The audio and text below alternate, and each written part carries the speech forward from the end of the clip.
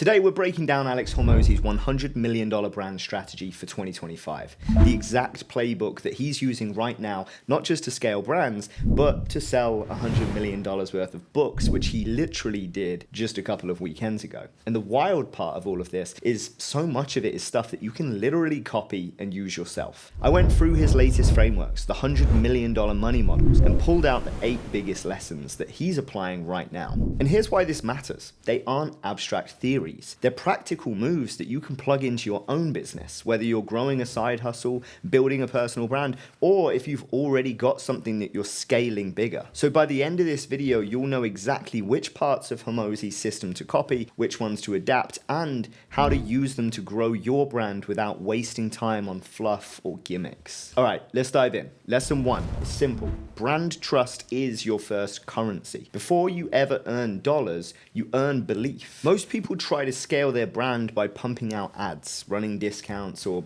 shouting louder than their competitors. But if people don't trust you, none of that sticks. You'll get clicks, maybe even some one-off sales, but no loyalty, no brand. I mean, Hormozi arguably knows this best. In August of 2025, during his $100 million money models launch, he didn't start with an ask, he started with a gift. He gave away massive value up front, tools, training, insights, all for free. That is what flipped the script. So instead of people thinking, oh, here's another guru selling something, they thought, wait, this guy actually delivers before asking for something.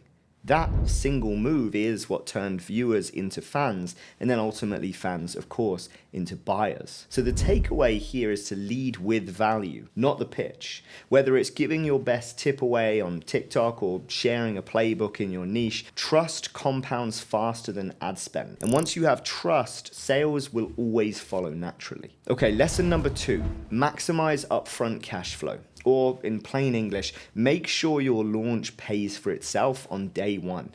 Here's the problem most brands face. They run ads, they generate some sales, but they're always behind. They're waiting weeks or months for that money to come back. In the meantime, they're stressed, broke, and can't spend more to grow.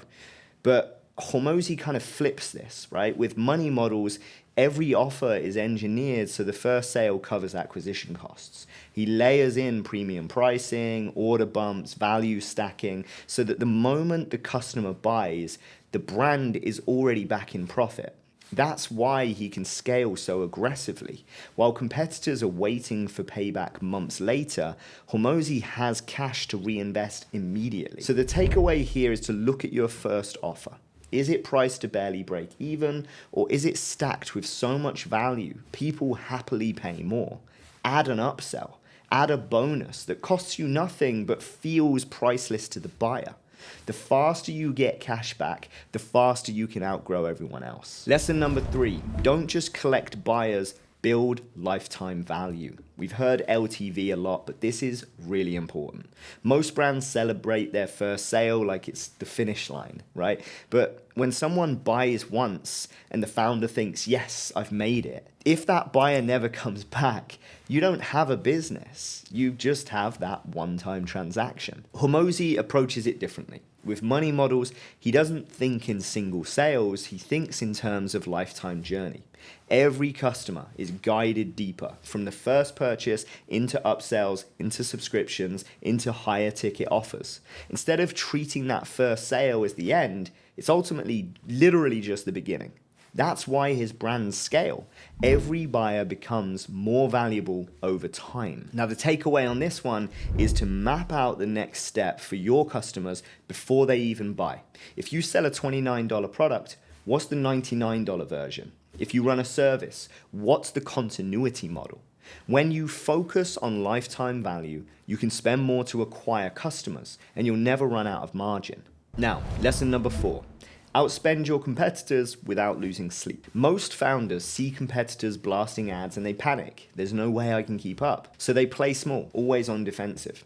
Hormozi doesn't play defense. Because he designs offers to pay back immediately, he can ultimately spend more to acquire customers and still sleep easy. Think about that.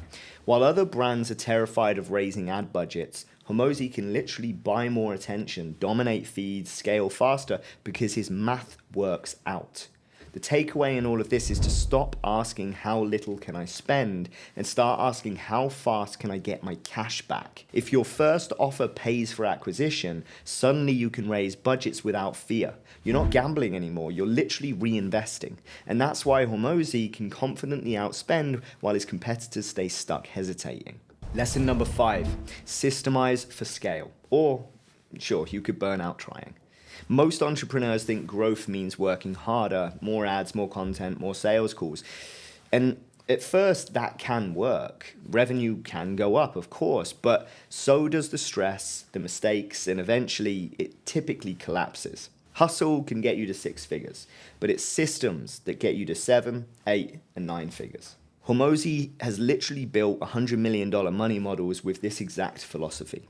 His brands don't rely on him being in the room physically himself. They run because the system runs. Fulfillment is documented, acquisition is predictable, retention has a clear process.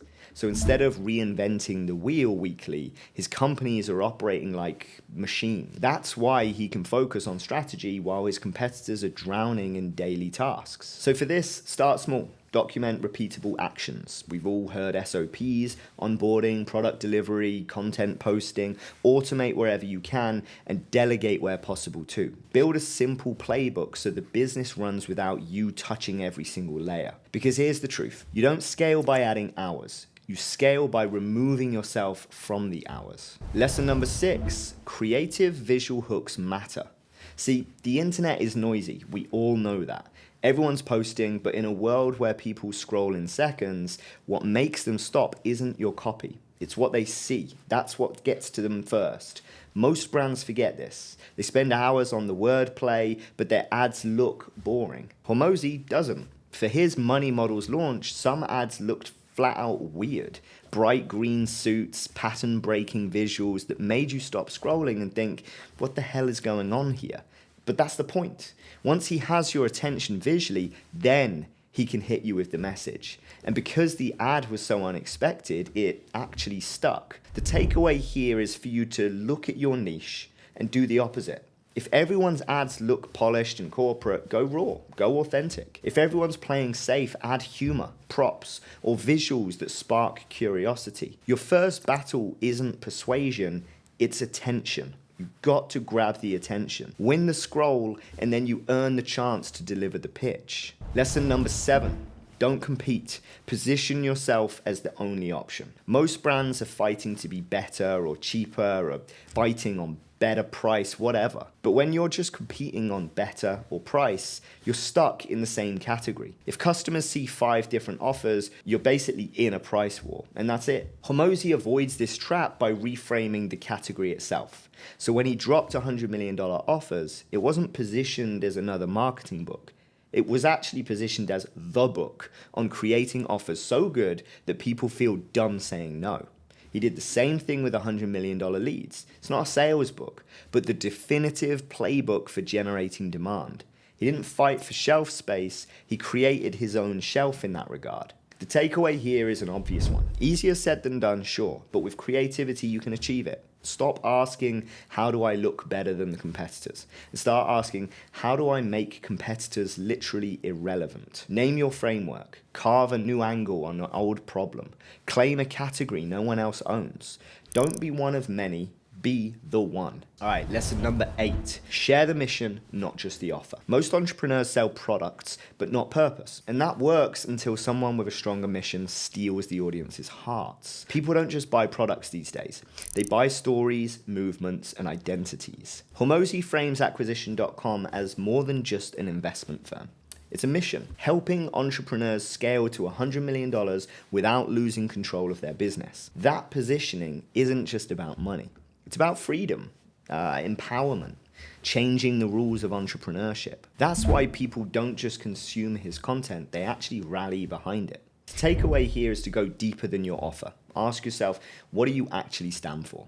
If you sell fitness programs, is it really about the workouts or about giving people confidence? Share that mission everywhere in your videos, your copy, your ads. Offers get attention, but missions are what build movements. All right, now that's the key 8 breakdowns that I found in terms of lessons from Hormozi's $100 million brand strategy. Honestly, if you take even one of these and actually use it, your brand will probably look completely different a year from now. So yeah, go copy the parts that make sense for you, remix them, make them yours. That's the whole point here. The blueprint's out there. Candidly, it always has been. You just have to run with it. All right, I'm done here. Go build something that people can't ignore, and I'll catch you on the next one.